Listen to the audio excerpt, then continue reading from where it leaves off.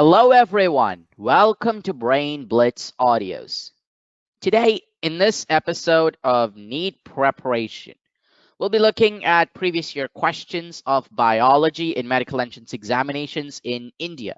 Today we're going to be dealing with a very important chapter, and the name of the chapter is Human Health and Diseases. This is the 8th chapter in the grade 12 syllabus for CBSE, and it has a lot of facts that can be asked in medical entrance examinations.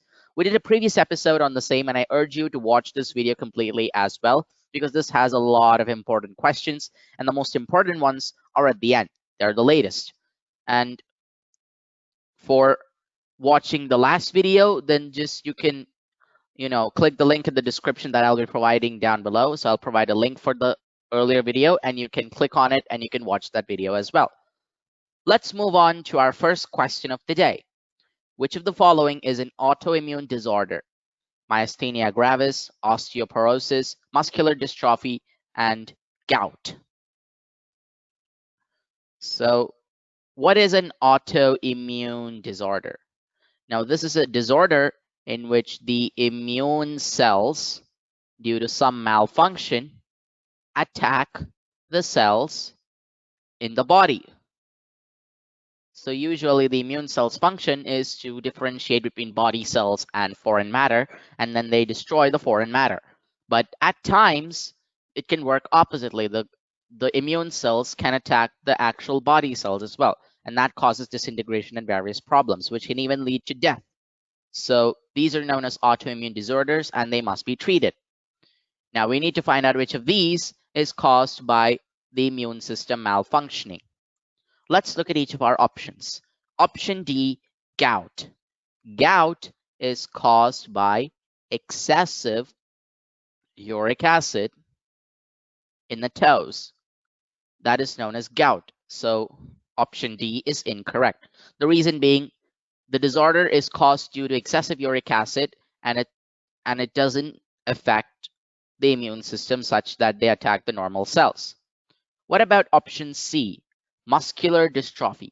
This is due to a genetic mutation, and this genetic mutation can be brought about by various external factors such as exposure to radiation. So option C is incorrect. What about option B, osteoporosis? The term technically means porous bone, so that means it refers to the decrease in the strength of bones because of the lack of Ca2+, that's calcium, in our diet. So when we have less calcium in our diet, there's less calcium in the blood. The blood decides to take calcium from the bones to supplement that, and that makes the bones weaker, which can lead to a lot of fractures. So this is due to a lack of Ca2+. So it's basically a lifestyle disorder, not an autoimmune disorder. So option B is incorrect. The right answer is option A, myasthenia gravis. Now this refers to the weakness in skeletal muscles, which is caused by the immune system attacking the muscle cells or the nerve cells, which provide the stimulus. So that leads to weakness in skeletal muscles. The right answer is option A, myasthenia gravis. So the autoimmune disorder among the following is myasthenia gravis. Let's look at our next question. Which of the following is based upon the principle of antigen-antibody interaction? Option A, PCR. Option B, ELISA, ELISA. Option C, rDNA technology. And option D, RNA. So these are the various kind of tests used to find out diseases. Now, since we're talking about tests, option D, RNA, is not used when it comes to a test as its own. So just by looking at any sort of RNA, we can't find out which of us has what disease. So option D is incorrect. What about option C, rDNA technology? Now, rDNA technology is the technology by which we use recombinant DNA. So that means we cut out sections of a particular DNA and then we integrate it to another DNA. So this is mixing up of DNA, and that is used in option A, PCR. And So option C is incorrect. What about option A, PCR, which contains rDNA technology? PCR is basically expanding a section of DNA or RNA, any type of genetic material, and then finding similarities. So that is what is known as PCR, or polymerase chain reaction. So option A is also incorrect. The right answer, the test that is dependent on the principle of antigen-antibody interaction, is option B, ELISA. ELISA is used in detection of diseases such as acquired immunodeficiency syndrome. Let's move on to the next question. Identify the molecules A and B shown below and select the right option giving their source and use. So we have option A, the molecule A is cocaine with its source and use. Option B says the molecule B is heroin. Option C, the molecule B is cannabinoid. And option D, the molecule A will be morphine. So let's look at our options. So let's look at option A, cocaine. So cocaine comes from the coca plant, Erythroxylum coca, and then the use accelerates the transport of dopamine. So far, so good. But if you look at the structure of cocaine, you'll see that it's vastly different from the structure of the molecule A. See, the molecule A has a different structure on the left than the structure of cocaine. So option A, cocaine, is incorrect. What about option B, heroin as molecule B? There are two ways in which we can say the action is wrong. This option is wrong. Number one, the source. It is given that cannabis sativa is the source of heroin. But we know that heroin comes from the opium poppy. And what is the scientific name of the opium poppy? That is Papaver somniferum and not cannabis sativa. So since the source is incorrect, option B is incorrect. And also, if you check out the structure of heroin that we give here and compare it to the structure of molecule B, then that is downright incorrect. So therefore, option B is incorrect. What about option C? Molecule B is cannabinoid. Well, yes, cannabinoid is produced from Atropa belladonna and it produces hallucinations. But if you see the structure,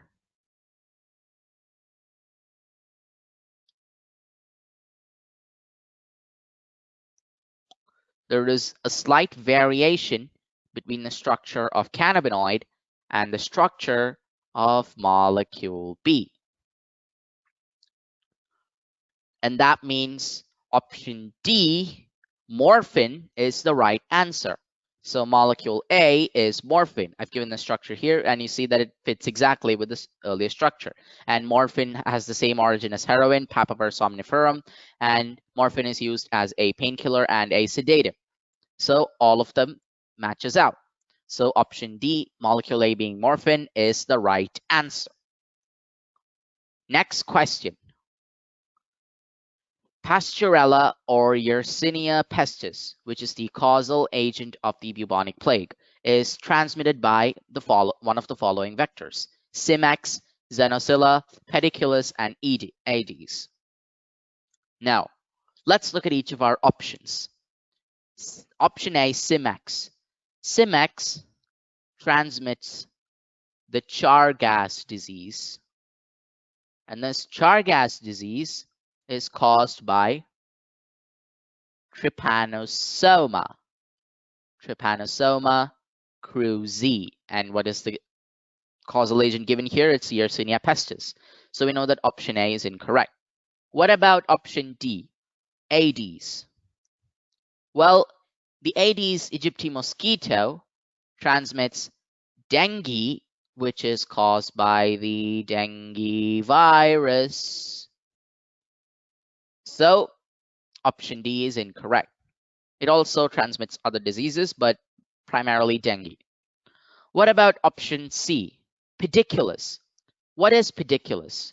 Pediculus refers to lice, and these lice are a major source of trench fever and not the bubonic plague.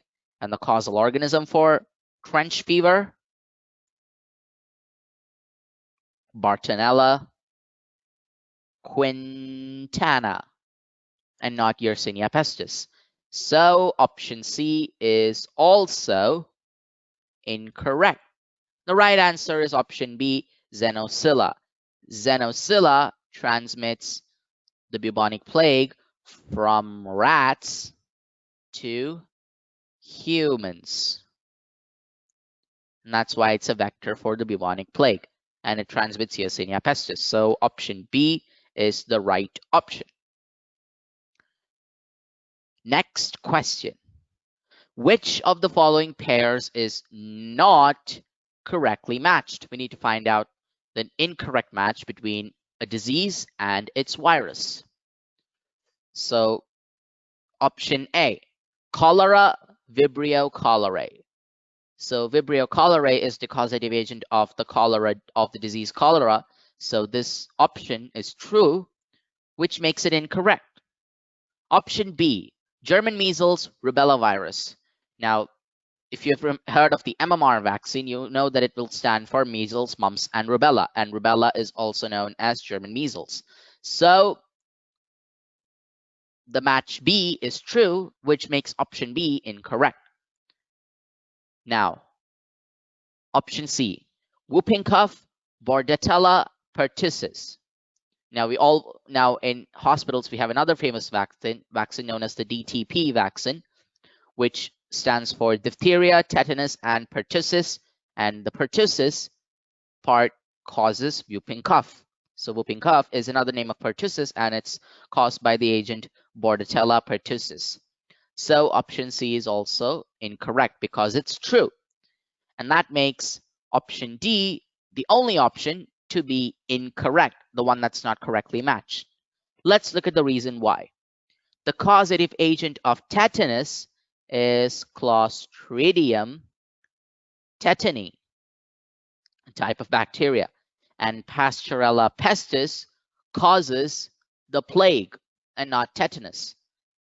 So that's why option D is incorrect, it's false, and that makes it the right option because we're asked to find out which of the following is not correctly matched.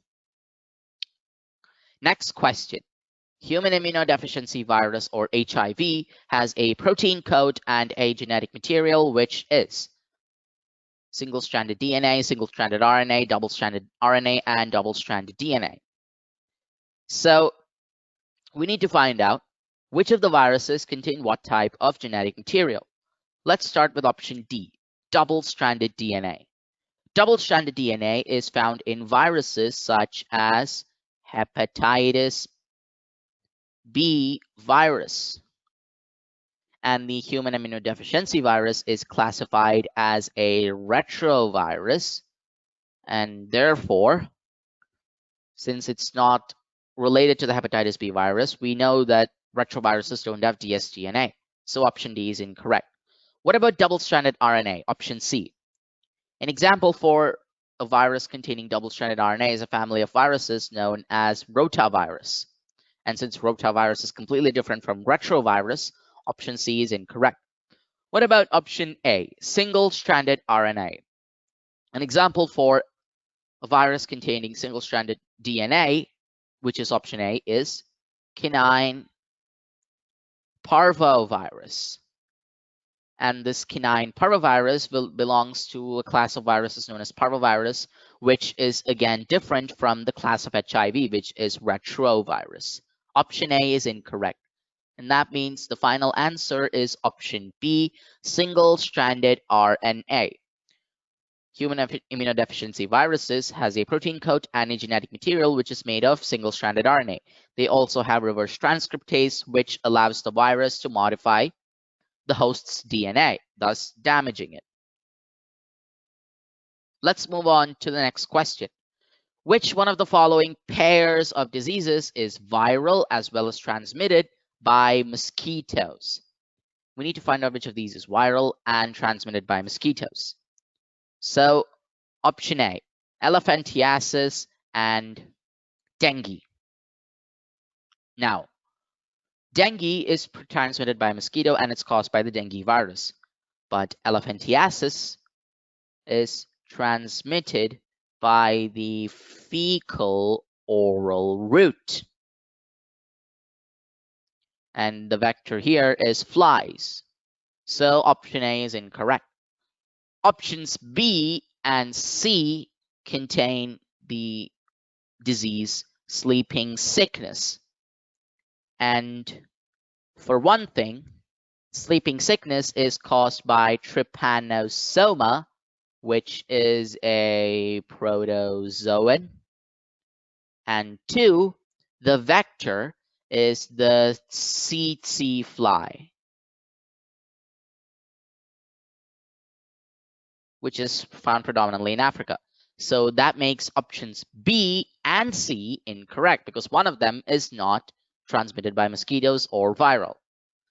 Therefore, that makes option D the only option which is correct. Yellow fever and dengue.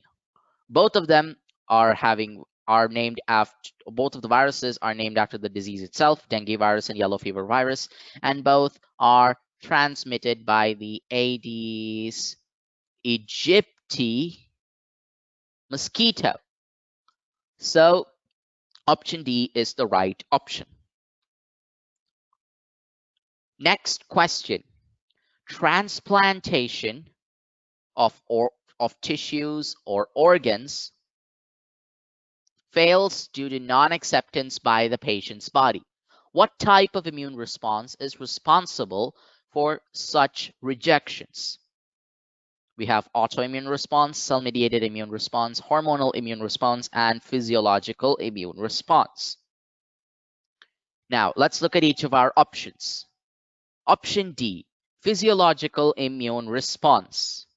Now, the term physiological immune response refers to the general type of immune response. So option D is incorrect. What about option C, hormonal immune response? This type of immune response is responsible for cytolysis. Therefore, the option is incorrect.